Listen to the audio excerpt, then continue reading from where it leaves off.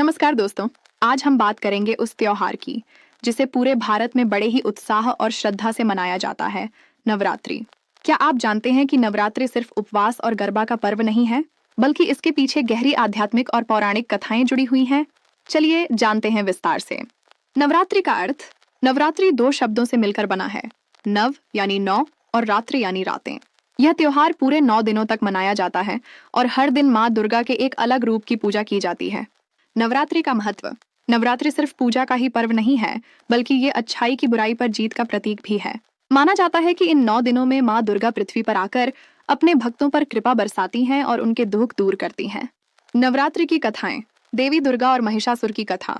महिषासुर को वरदान मिला कि कोई देवता या राक्षस उसे नहीं मार सकता। तब माँ दुर्गा ने लगातार 9 दिनों तक युद्ध किया और 10वें दिन उसका वध कर दिया। इसी से नवरात्रि और विजयादशमी की परंपरा शुरू हुई। राम और रावण की कथा। त्रेता युग में भगवान राम ने लंका पर चढ़ाई से पहले माँ दुर्गा की पूजा 9 दिनों तक की।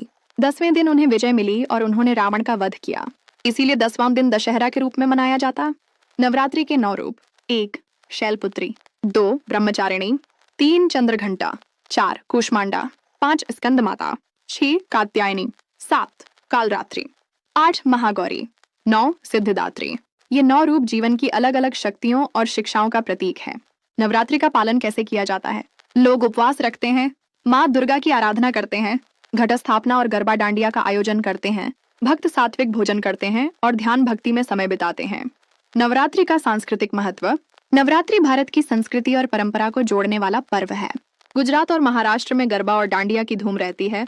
उत्तर भारत में रामलीला और दुर्गा पूजा होती है और दक्षिण भारत में गोलू सजाने की परंपरा है।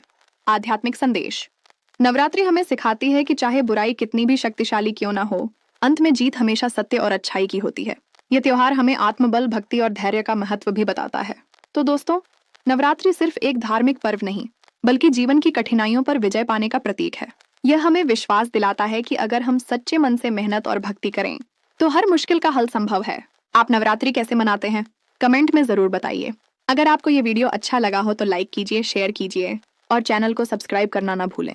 जय माता दी।